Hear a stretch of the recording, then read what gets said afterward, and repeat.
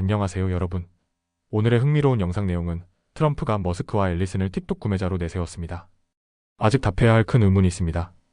그리고 마이크로소프트와 같은 소프트웨어 주식의 기록적인 최고치를 회복하기 위해 필요한 것에 관한 것입니다. 우선 좋아요 버튼을 누르고 채널 구독 및 알림 설정도 잊지 마세요. 여러분의 관심과 지지가 저희에게 큰 힘이 됩니다.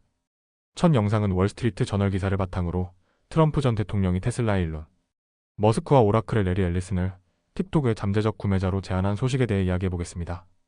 틱톡 인수를 둘러싼 논란과 여전히 해결되지 않은 핵심 의문들을 이해하기 쉽게 풀어보겠습니다.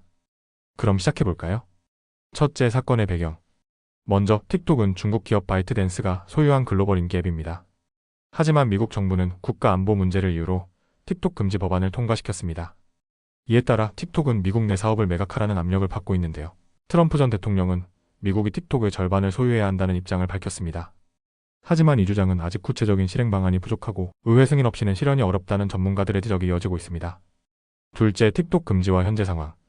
트럼프 전 대통령은 최근 행정명령을 통해 틱톡 금지를 철회하고 바이트댄스의 미국 사업을 매각할 75일의 시간을 주었습니다. 그러나 이 과정에서 틱톡은 미국의 애플 앱스토어나 구글 플레이 스토어에서 더 이상 다운로드할 수 없게 되었습니다. 이미 다운로드한 사용자만 기존 앱을 계속 사용할 수 있습니다.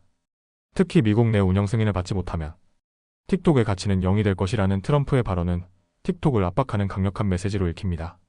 셋째, 머스크와 앨리슨 틱톡 인수 가능성. 트럼프는 테슬라 CEO 일론 머스크와 오라클 회장 레리 앨리슨이 틱톡을 인수할 가능성을 열어두고 있다고 언급했습니다. 이에 대해 시장 분석가들은 미국 정부가 이 거래에 관여할 경우 새로운 비즈니스 모델이 필요하다고 지적합니다.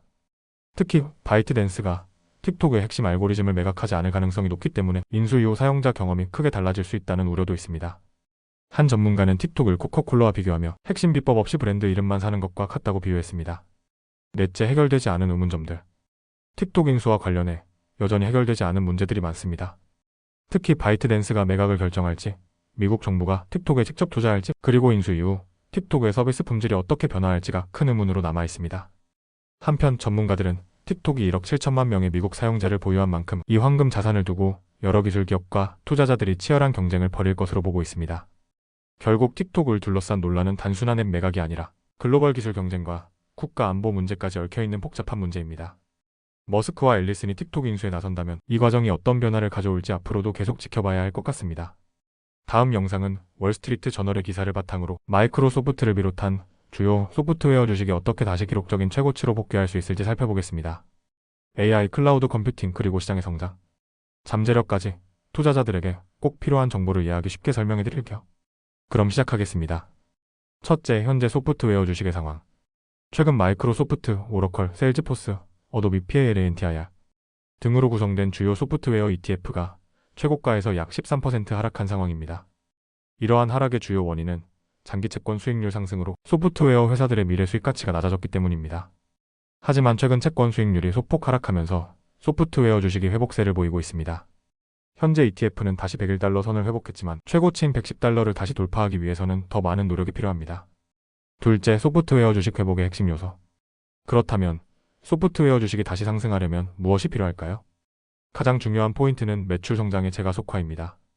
2024년 소프트웨어 주식의 매출 성장률은 8%로 과거보다 낮은 수치를 기록했습니다. 하지만 AI 기술 도입이 기업의 효율성을 높이면서 장기적으로 고객 지출이 크게 증가할 것으로 보입니다. 특히 클라우드 인프라 부문에서의 고객 지출이 1조 5천억 달러에 이를 것이라는 분석도 있습니다. 이러한 성장은 소프트웨어 주식의 강력한 회복 기반이 될 수 있습니다. 셋째, 마이크로소프트와 AI 기술의 역할. 특히 마이크로소프트는 AI 기술과 클라우드 플랫폼인 애저를 통해 두각을 나타내고 있습니다. 마이크로소프트는 AI를 활용한 고급 제품을 통해 고객 효율성을 높이는 동시에 높은 가격 전략으로 수익을 극대화하고 있습니다. 1월 29일 예정된 마이크로소프트의 분기 실적 발표가 주목받는 이유도 바로 여기에 있습니다. 분석가들은 4분기 매출이 약 11% 성장한 689억 달러를 기록할 것으로 예상하며 2025년 회계 연도에는 13% 성장해 약 2,986억 달러에 이를 것으로 보고 있습니다. 특히 애저는 연간 31% 성장이 예상되는 핵심 동력으로 평가됩니다. 넷째, 시장의 기대와 도전 과제. 하지만 투자자들이 주목해야 할 것은 AI 기술의 실질적인 수익화 여부입니다. 어도비처럼 아직 AI의 추가 매출 기여를 구체적으로 공개하지 않은 기업도 있지만 AI 기술이 점점 더 고객 경험을 혁신하면서 투자자 신뢰가 높아질 가능성이 큽니다. 또한 마이크로소프트는 최근 자본 지출이 늘면서 이익 마진이 급격히 증가하지 않을 수 있지만 자사주 매입을 통해 주당 순이익 EPS 10% 중반대로 증가할 가능성이 있습니다.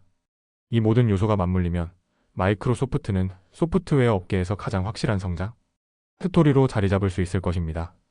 결국 소프트웨어 주식의 회복 여부는 AI 기술의 도입 효과, 클라우드 인프라의 성장, 그리고 고객 효율성 증가라는 세 가지 키워드로 요약할 수 있습니다. 특히 마이크로소프트는 이러한 요소를 모두 갖춘 기업으로 향후 주식시장에서도 강력한 성장을 기대할 수 있을 것 같습니다. 오늘은 여기까지입니다.